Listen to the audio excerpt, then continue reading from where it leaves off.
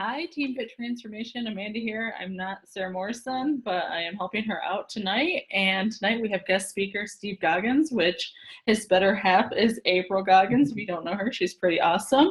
So I'm just going to head it on over to you and let you discuss everything we need to know about blogs and how to. So Cool. Heck yeah, I appreciate it. Yeah, as Amanda said, I am Steve, and I am April's husband. Both died by day and by night, so that's a consistent thing. For me, just a little bit of background on me. I do have a separate marketing job from building websites and doing all this cool stuff. But I got involved with web development back in college and kind of got into that. So this was many years ago. It doesn't seem like that long, but it was many years ago. And then kept doing that web development, and then eventually kind of connected the dots between what I do kind of professionally as a marketing consultant, and then into kind of the fitness world as well, and started working with Kristen and Teresa and Sarah, and have built some websites for them, and I had a lot of fun doing that. So it's a great way for me to kind of use what I know, combining marketing with sort of the tech nerd side of what my college education involved, and kind of have some fun with this in the meantime. So a couple of the things I want to just cover with you guys is kind of an answer to some common questions when I talk about blogs, or I hear people talk about blogs. And in general, when you hear the word blog, my instinct now is like the 90s called and they want their technology back, like a blog. Like that's super original. Like we're on social media and you can keep your blogs, like whatever you're doing with those. Next thing you know, we're going to want to get on like a chat room or something like that, but which is not the case. That's what the Zoom is for. But so the questions I kind of want to answer is, what is the difference between a website and a blog? Because there are some differences I think are important to kind of maintain. How and why would you want to blog or have a website to support your Beachbody business? You know, there's plenty of coaches out there who make use of a website or make use of a blog, and there's plenty of successful coaches who do not. So it's all comes down to strategy, and it comes down to, you know, obviously what fits your voice best as a coach. The third one is, how can you tie in all of this blog website type stuff with your current efforts of what you're doing? So if you're, you know, using social media, if you're reaching out via email, how can you tie that along with your ads into your blog? And how can you kind of supercharge what you're doing on social media, making use of your blog? And kind of the fourth thing is just, how could you get started with all this stuff? So number one is, what's the difference between a website and a blog? So if you think back kind of in history, websites really first started as like an online brochure. So you look at most businesses who said, oh gosh, you got to have a website, you got to have a website, got to have a website. That was years ago. And really what it was, this is who we are. This is our phone number. This is where our business is. And if you were really fancy, you had an email address. But that was pretty much it. I mean, that was your website, and nobody could really do anything with it except for maybe look at pictures of your building or different things like that. And it was just a web presence. And some of the value of that was you secured your domain name.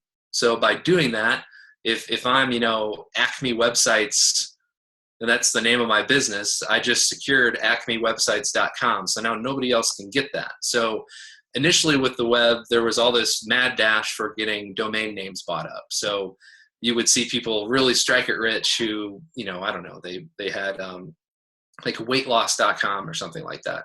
If you bought that in 1990 something, somebody was probably going to give you a pretty good price for that. So that was kind of the original website. Then eventually you saw things like e-commerce start to come in. So that's when you saw Amazon develop. That's when you saw eBay come into play. And then if you think about Beachbody, I mean, Beachbody is an e-commerce site. I mean, you can buy right there. You know, obviously the coach links that you guys send out to connect challengers with products, that's part of an e-commerce type of a platform. But somewhere along the line, this thing called a blog started. So a blog was where basically there was enough bandwidth out there that everybody kind of had a site and they could have all these different platforms. And a blog really became the way that anybody could publish. Anybody could put out whatever it is they thought or whatever it is they were wanting to share. They could put that out onto the web. So blogs really became basically the first social media, because people would follow your blog. People would comment on your blog. And this was a while ago. And then now, really, if you look at a lot of websites will include blogs, because websites by themselves are really static type of material, meaning that they don't get updated super often. Whereas a blog, it's constantly updated daily, if not more frequently than that, depending on how often you decide to blog. So a blog is like literally, it's a web log. It's what you're posting out there. It was the precursor to a social media update.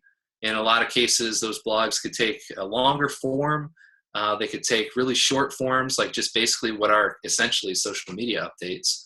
But that's kind of the important difference to remember, is that a blog can be a part of a website.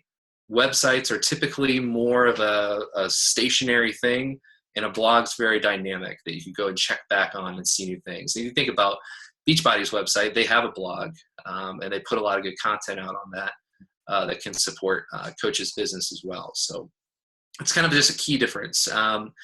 Second thing I wanted to talk about is why should you care, and why would you want to use a website? Why would you want to use a blog to help your business? So kind of a couple of things an analogy I wanted to drive home is that when I started my first job here in town in Morton, that first job was basically down the street. So if I really wanted to, I could just walk, or I could ride my bike to that job. And that was my destination, and where I was going to make a certain amount of money and have a certain amount of success. And then eventually I got a job that was outside of town. And at that point it became pretty obvious, like I need a faster vehicle, or I need a bigger vehicle, or something that can take me more frequently outside of town instead of me hitchhiking or doing who knows what to try to get to this new job. So I think about a website and a blog for the support of a Beachbody business, or really any business online, as the vehicle that could potentially take you further. So social media is also one of those vehicles, and it can be equally powerful, and I think it is. But a website's kind of your home. It's kind of your home base. So if you think about all the material you could be putting out to potential leads, potential customers, potential coaches, think about your blog or your website kind of as the central hub for that. And think about all of your social platforms as the spokes that run out of that hub. So everything's feeding people into that blog. And the reason you're doing that is because your blog or your website can very clearly contain multiple calls to action, can contain multiple things that you might want people to do, that within the structure of a Facebook post or within the structure of Instagram, you're kind of limited on the amount of things you can really ask somebody to do. Like, perfect example is Instagram lets you have one link. They let you have one link in your bio. And beyond that, you can try to copy and paste links, within your Instagram posts in the comments, but they don't get used that often. They let you use one link. Facebook lets you do a lot of it, but as you use Facebook and you go back to a post that you wrote a month ago, you're probably not going to find it because it's buried way down there in the news feed. Now you can do things to find it, repurpose it, and repost it, which are good strategies. But with a blog, you can literally say, or website, you could say, okay, I want a page that answers all of my frequently asked questions that challengers ask. I can put all that FAQ right there. And when somebody starts off, I can just send them the link to that because it's on my website. You could also have a page that's, how do you sign up for learning more about a coaching opportunity? And this is one of the most common pages that I include in blogs and websites that I build. And it's a simple form that somebody would fill out and say, I'm interested in, I've done weight loss programs before, I've done P90X, or what have you done in the past? What are your interests in kind of getting involved in this business? And I've seen coaching opportunity applications that take up the length of one screen, and some that take up like 4 or 5 screens. Like, it's a serious vetting process, but it all depends on what your what your coaching strategy is and what you want to do. But so those are kind of some of the web pages that you could use. And the really cool thing beyond just a web page and getting into a blog a little bit more is as you would post out content and post out material, it's another kind of long form or short form, however you want to do it, format that lets you connect more with your potential challengers and potential coaches. So you've heard about building that know, like, and trust value. Social media are great, hit points to get that out there. Like, I'm doing this today. This is happening right now. I'm doing this workout, and this is the salad I made. And these are the 4 empty canisters of Energize that I've gone through in the last 3 days. Like, that's what's happening right now. This is me. With a blog, you can get in a little bit more in depth. Like, if you think about, like, if you wrote up a series of different things that you're doing and explained kind of what your journey is and what you're doing as a coach, you can connect with people differently with that blog. So, really, I think that an important thing to remember as well is that a blog or a website is yours. When you have like Kristen has KristenBurnsFitness.com, she owns that name, and that space that she has on a server is hers. So if, everybody likes to use a scare tactic of, oh my gosh, if Facebook went out of business, what would you do? Well, I don't think Facebook's going out of business anytime soon. So I really don't want to use that tactic, but I like thinking about something that's mine and it's not just kind of rented space, even though technically, Kristen doesn't own that giant server that takes up a room somewhere in California, but she owns the rights to that space. And just like I do, and just like April does as well on her site. So you think about ownership, think about a website being your central hub for all the information you might want to share with coaches that you can then split off, put out onto a social post or put out into an email or into a Facebook Messenger post, whatever you want to do. And then a blog being a way to further connect with potential customers or potential challengers as you go. And, one of the really cool things about a blog as well is that the blog works to build that know, like, and trust without you typing it again.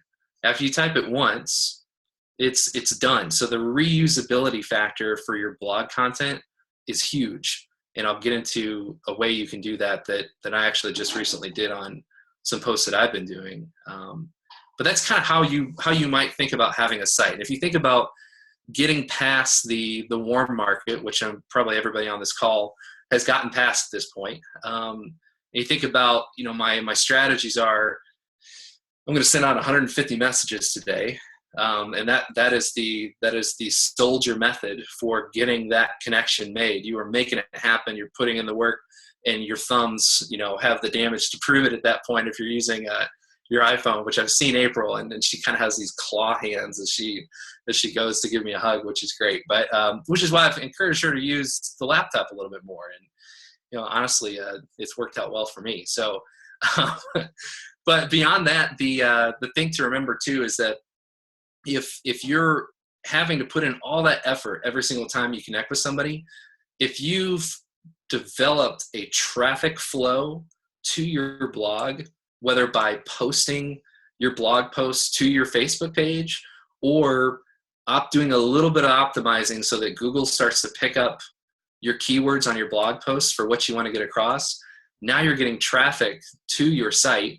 And people are starting to build a relationship with you, and you don't even know it at that point. So one of the things, Russell Brunson, who's the guy who runs ClickFunnels, among other things, he has one of the things he talks about is there's traffic that you control, traffic that you don't control, and then there's traffic that you own.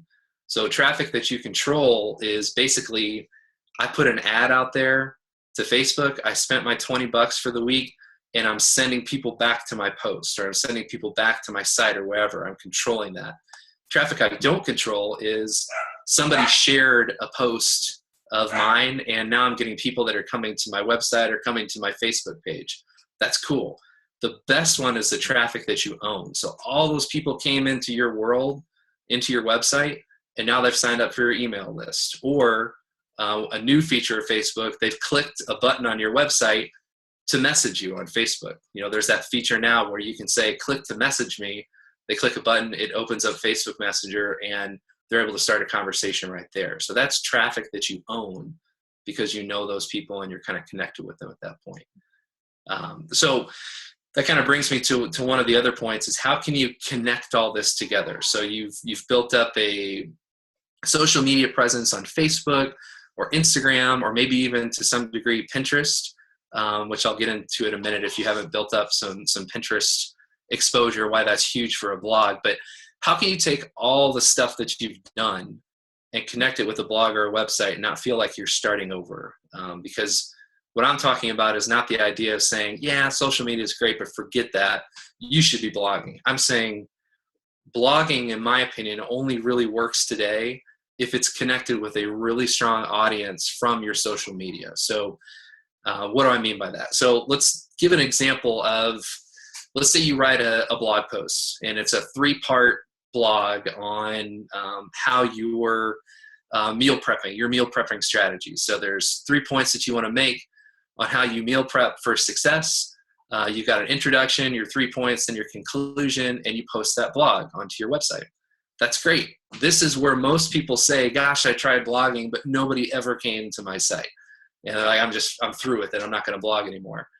Well, that's because the field of dreams approach, which is if you write it, they will come, doesn't happen very often unless you're a really good search engine optimizer or you're doing something shady like paying for links and getting people to come to you. So the strategy is I wrote my 3-part blog series about my meal prep strategies. Now I can do one of 2 things. I can post that full link out to my Facebook page and say, hey guys, here's my 3-step guide on how to meal prep for success. This has served me well over the course of the last couple challenges. Check it out. Let me know what you think. Now, the important thing to remember is when you wrote that blog post, you didn't just write about those 3 steps to meal prepping. You wrote about that, but then at the beginning, middle, or end, you've got a clear call to action.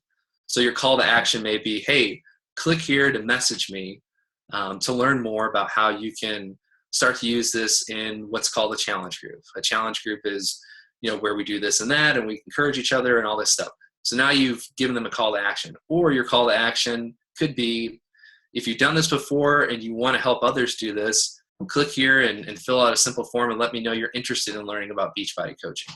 So you can go on and on with that. You could have a freemium download. You could say, click here, sign up for my email list, and as a thank you, I'm going to send you my full 7-day meal plan that goes perfectly along with this meal prep guide that I just gave you in this blog post. So in all of those cases, the call to action brings the person who's reading that blog from a casual reader into what I'll call a potential lead. Now, whether that's a potential lead to become a coach or join a challenge group or do whatever, they're still their potential lead. Or I think at best, it could bring them into your Facebook Messenger world with that click to message. And now that's where, you've probably spent a lot of time connecting with customers before. So that's just posting out that blog post one time, one and done, it's on your Facebook page. But what I've started to do, and what April and I have started to talk about doing with some of her posts as well, is that blog post was a 3-part post, right? It had an intro, 3 parts, and a conclusion. So why not post out point number 1 on Monday and say, hey, I just wrote a blog about 3 steps to effective meal planning. Here's step number 1. And if you want all 3 steps, click here and go to my blog post. Or you can stay tuned to my Facebook page. And then Tuesday, you post out point 2. Wednesday, you post out point 3.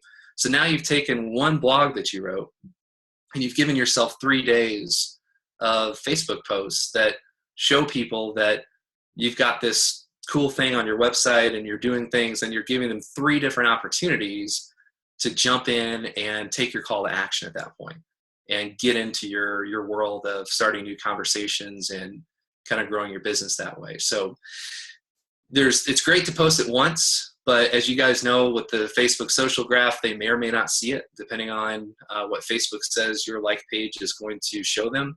But if you post it 3 times because you have a 3-part blog and each different post is different, then that's powerful, and that kind of shows you a little bit of how to use that. So I'm in the middle of a 6-part series with a marketing strategy blog post that I wrote a couple months ago, and I had posted it once, and now I'm posting it in 6 different pieces.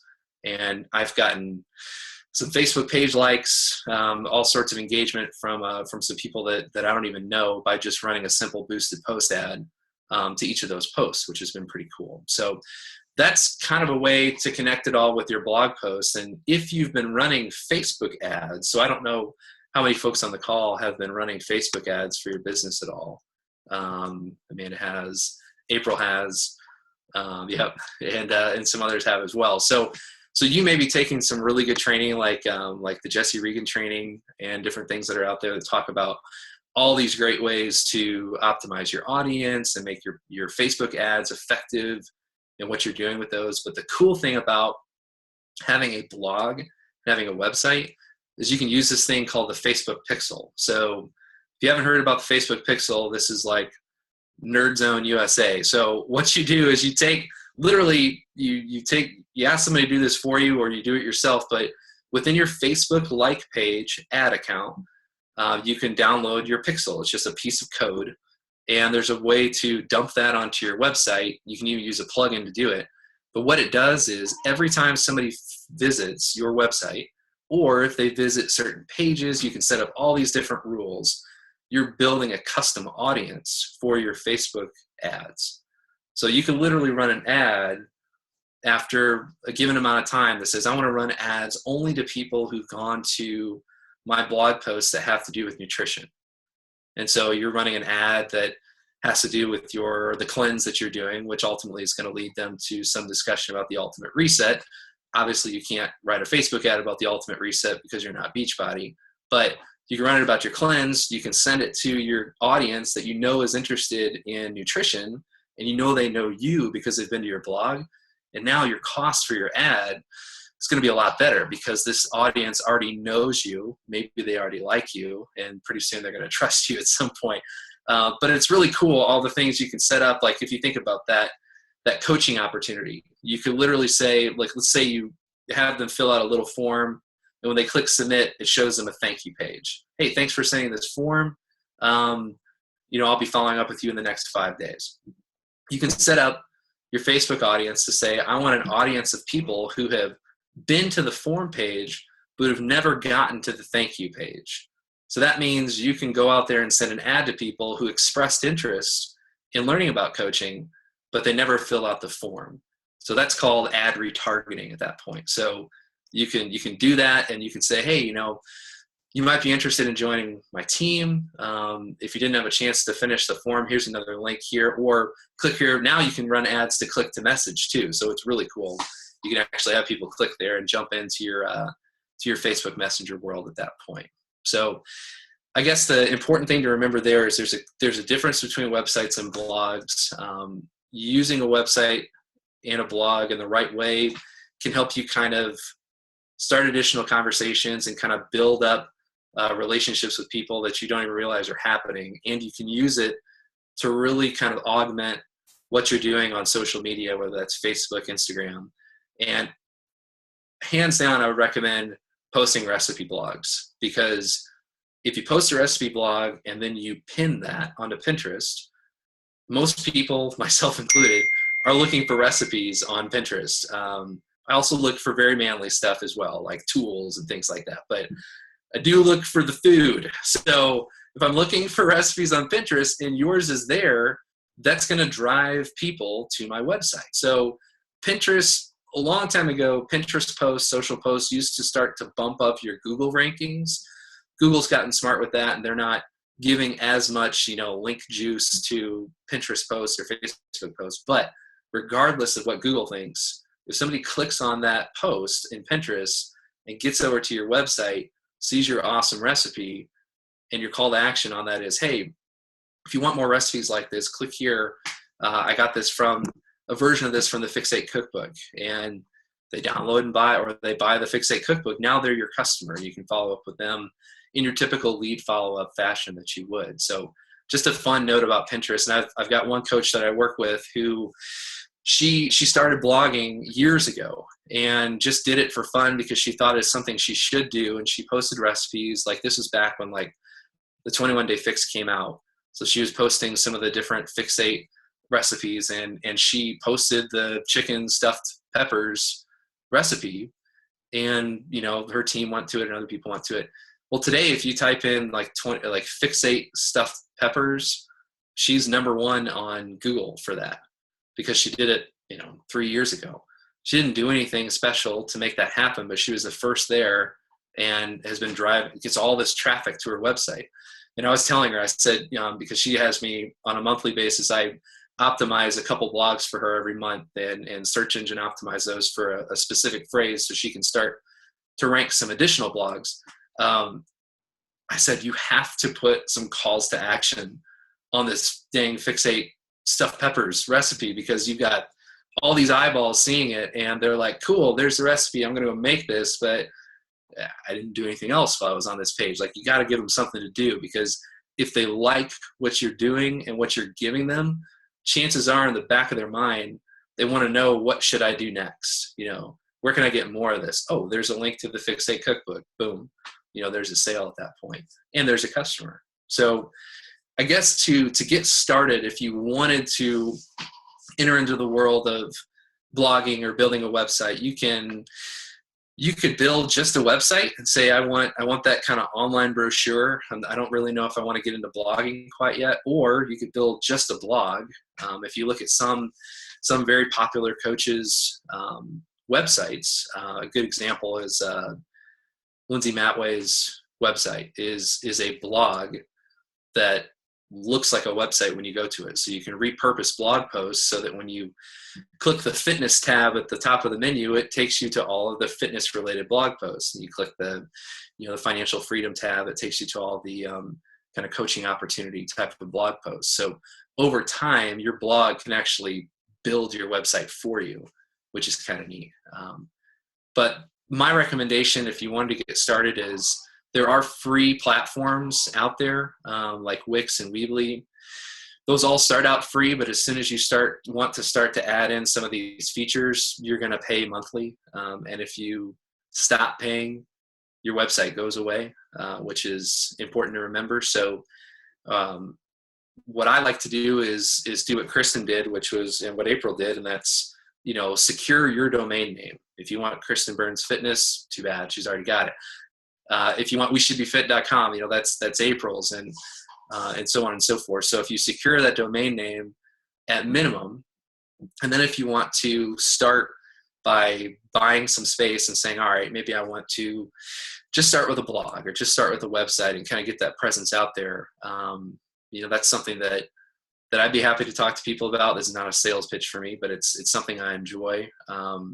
And then there's also different tutorials out there as well. And I'm working on a little course, because right now what I do is very much do it for me, or kind of do it with me, if you want to categorize it that way. And I want to start offering coaches more do it myself type of solutions, where you could download this course from me and you could give it to your techie nephew and he could go do that for you over as a summer job or something like that, or you could do it yourself, or you could do it April does and use her beauty and charm to convince her husband to do it for her, or just whatever you want to do at that point. But that's something that'll be coming in the future from me. So I also put together a page for you guys, which is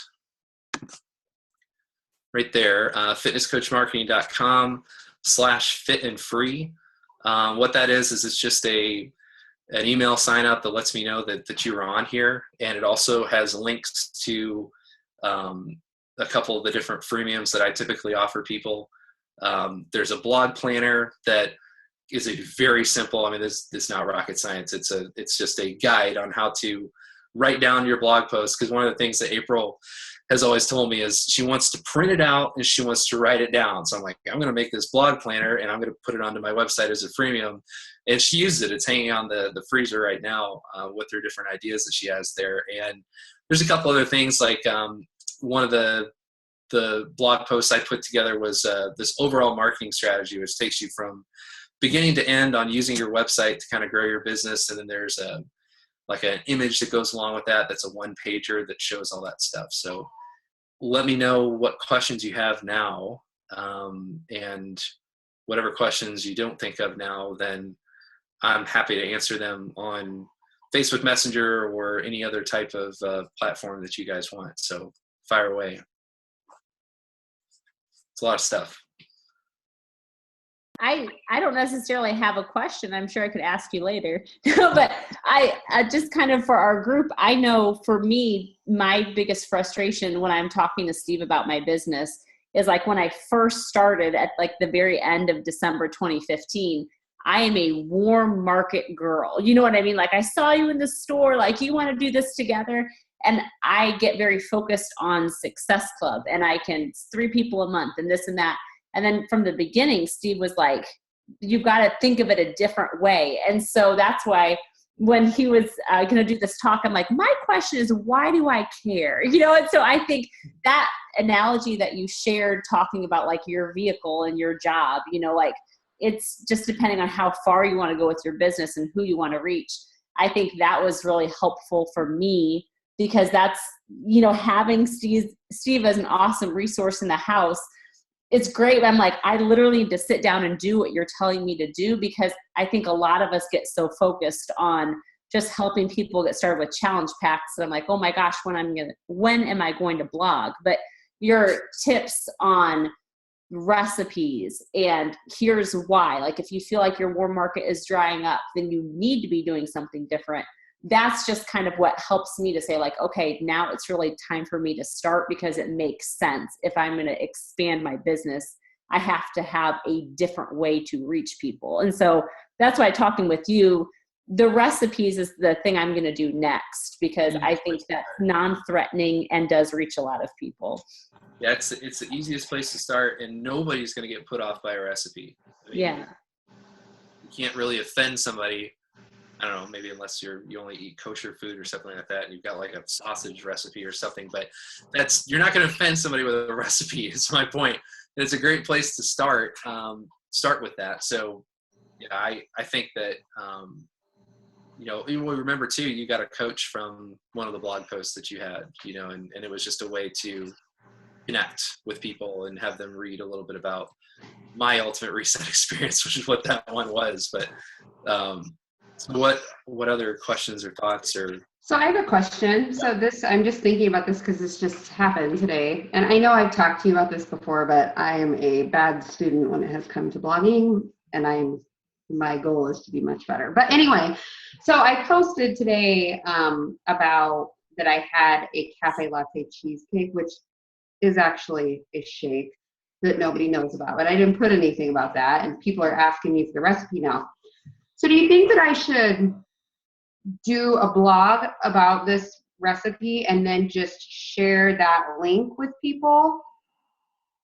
Yeah. So that it gets them over there? Like, does that make sense? Well, if you think about what I try to think about when I post on, you know, my Facebook page, which is Fitness Coach Marketing, or, you know, and April asked me this too, when she posts is, should I make this just a Facebook post or should I make it a blog post? Like what's, you know, what are the key differences? And I try to, if it's something that I think would be usable and useful later, I try to make it a quick blog post and throw a picture in there of it as a featured image, type up the, you know, and the cool thing is obviously you've got like a full editor too. You don't just have Facebook, you know, where you're basically just typing text. You can put bullets and, you know, all sorts of cool stuff.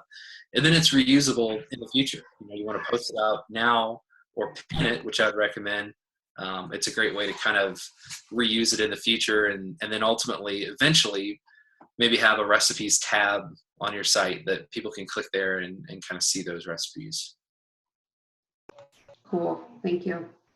How often do you blog too? That's my other question. Yeah. So for me, my goal for a while was once a week.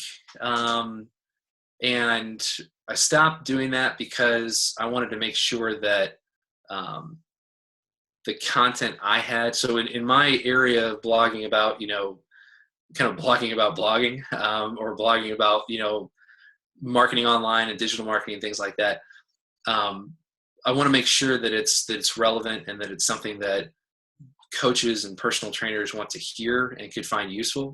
So I went through quite a few certifications over the course of the last few months through a company called Digital Marketer. And so I've been focused a little bit more on those certifications. And as I'll do a certification, I've been doing a blog post about, kind of the topic in general. Like, I think the most recent one for me was email marketing, and how it's not dead, because, that's another one of those 90s technologies. And I'm like, oh, cool. Oh my gosh, you've got an email list. But, the stats are that emails are still 40% more effective at converting people from a non-buyer to a buyer than social media is, which, if you believe statistics, I think statistics are 23% accurate. So that's a statistic that I also made up. So I think the 40% I actually read, and I cited the source for that, but I'm always a little skeptical on statistics. I know that it still works, and,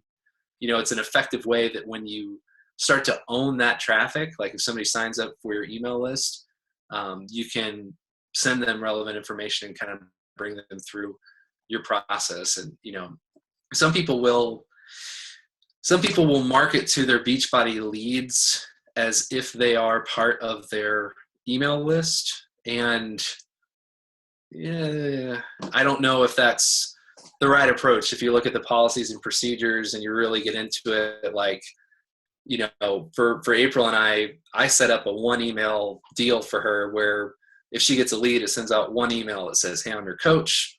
This is my website, connect with me here. That's it. There's no email marketing that goes on there. When she's ready to email market a little bit more, we're actually going to send an opt-in to that list and say, if you'd like to join my We Should Be Fit email list, here's the form to fill out, name and address, or name and email address at that point. Because I think, name and address. I want to know where you live and when we're going to send you emails. It's going to be super great. So I think always with email marketing, it's important to be upfront, because there is the can spam laws. I don't know if you've heard about those before, but it's a great way to get blocked from sending people emails, and people that are shady do it all the time. So I always kind of I'm over conservative with that, which I think is a good approach, because nobody's going to give you a second look if you're blasting them with emails right and left, and you're just like, how in the world did I step into this email list and how can I get out? Like, you're just looking for the unsubscribe button. So Hey, Steve, I wanted to ask real quick if you could just briefly touch on the Facebook Messenger campaign, because that's what I'm super excited about. Yeah. I still don't know a ton about it. I think it sounds cool. Yeah, so Facebook started something here recently, this year actually, where you can, so as a Facebook business page or a like page, you have always been able to send a message to anybody who has messaged you. You've never been able to just cold message people from your like page. Now, if they message you, then you can enter into a conversation with them and do all that good stuff. So they recently started a Facebook ad type, which is click here to message.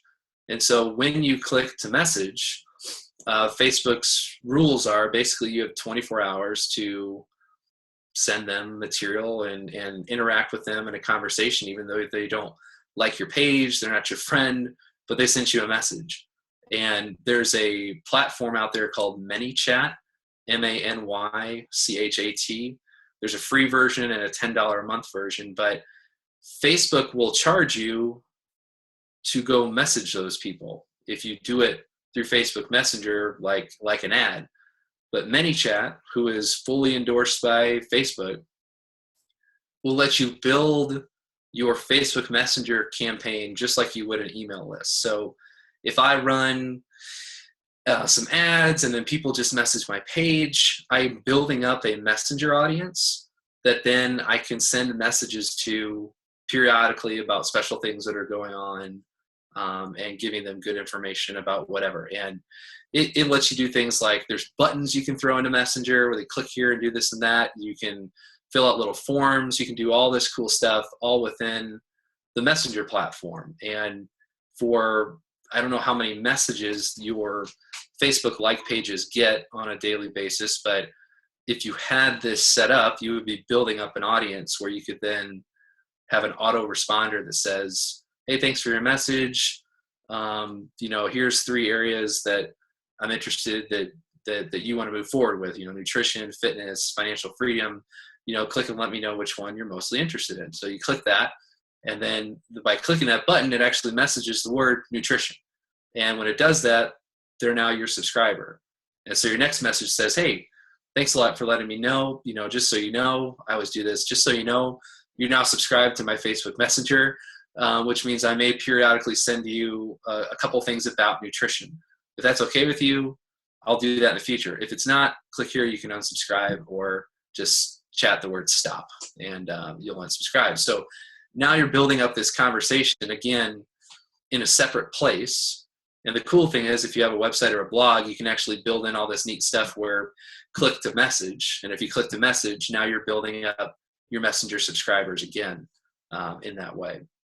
So I'm working right now with one coach on building a kind of a funnel process from a video of making a Shakeology-based recipe to a freemium download, and all that interaction happens within Facebook Messenger. So, and then the landing page at the very end goes back to her website and gives you kind of the free download at that point. So now not only are you in the Facebook Messenger sequence, but you went to the website, so you're part of her pixeled audience. So it's building up that audience of people who have visited your website, which you can then shoot an ad to later if you want to, as you build that up. It's kind of a neat little thing that they're doing.